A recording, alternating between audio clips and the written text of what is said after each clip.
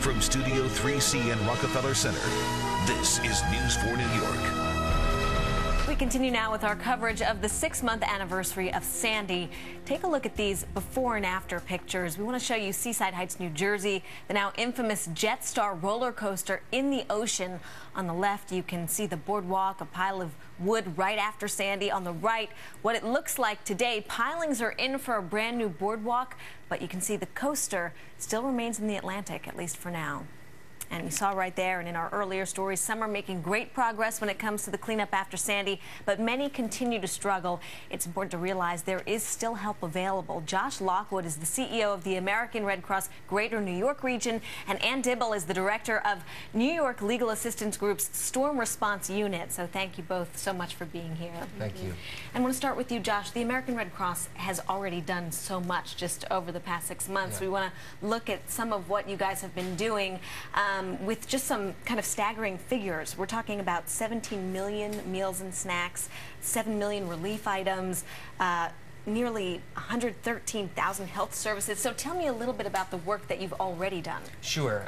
Well, in the months after the storm, our volunteers, thousands of them, 17,000, congregated in the New York City area, and they were delivering meals and supplies and providing mental health consults and physical health consults to folks who needed them. And we've now transitioned to a point where we're working with individual families on recovery plans, people trying to move out of transitional housing into permanent housing. And that's a difficult process, and it requires sitting down with one person at a time to get them at that next stage in life. Yeah, I know initially it's just what you need right away. And those volunteers, we're talking about people who came from all across the country. Yeah, I mean, you could write a book about each one. We've had folks from all 50 states, but also 5,000 New Yorkers who stood up and said, I want to help my fellow New Yorker. And so that's been really inspiring for us to see. So tell me a little bit more about the process of these one-on-one visits and other things that are going on. We're talking about mold remediation. These things take a long time. It's not just, you know, food and shelter for now. Now it's talking about these big projects. Yeah, and I'll step back and say the American Red Cross has been given $302 million by the American public. At this point, we've spent $192 million of those funds. The remaining funds involve sitting down one-on-one with families who might be living in a hotel or with family and friends, and we're working with those families to determine, do they need a security deposit? Do they need a replacement appliance? Do they need first month's rent? What do they need to really change their circumstances and get them in a better, sustainable situation? And any idea about how many families are still in situations like that, not in really permanent homes at this point?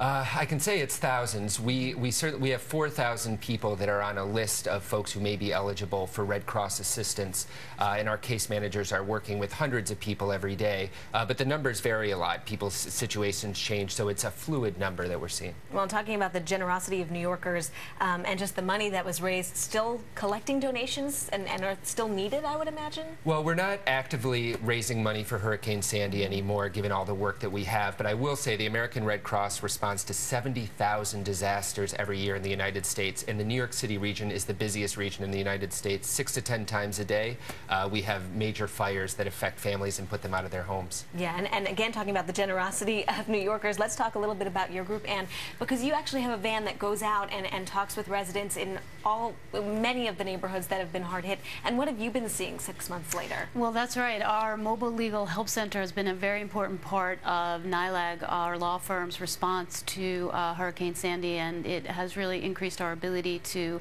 help people in the impacted areas. Our van is a law office on wheels, and it literally will travel to anywhere that people need legal services. It is a 41-foot van, so it's quite visible. And in the immediate aftermath of Hurricane Sandy, it was going to the most devastated areas, and folks see the van and they can come to the van and talk to 3 to 4 lawyers at a time and get legal assistance right there in their communities. And that's one of the very important ways that NYLAG has helped to serve people who've been impacted by Sandy. Yeah, and I know your group has responded to other disasters as well, so you're well versed in how to help. And over the past 6 months, you have been noticing trends of common problems that people have been facing. What are some of those problems? Yes, we've noticed trends, and they've been changing, and they continue to change. In the beginning, it was people needing to know how to access FEMA funds. Now we're helping a lot of people who need to appeal denied denials or inadequate FEMA grants. We know that FEMA is going to start to seek recoupments from people who they claim that FEMA says shouldn't have gotten their grants.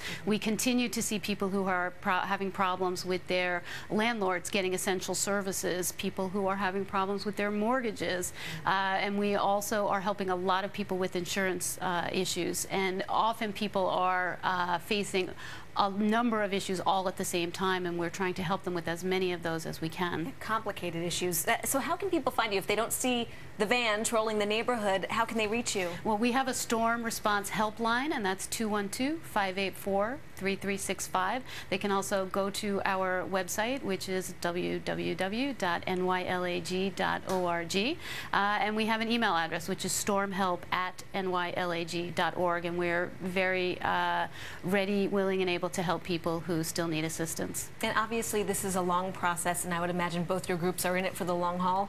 Yeah, I think what we've seen after Hurricane Katrina is the Red Cross was there 5 years later, after the Haiti earthquake 3 years later, after the tornadoes in Joplin, Missouri 2 years later. So this is a marathon, not a sprint, and something we all have to be prepared for to be in for the long run. Yeah, and as you mentioned, it seems like the legal questions just evolve, so you'll be there for that evolution as well. Absolutely. Okay, well, Josh, Ann, thanks so much for the work that you've been doing for everyone across the region and for being on the show. Thank you so much.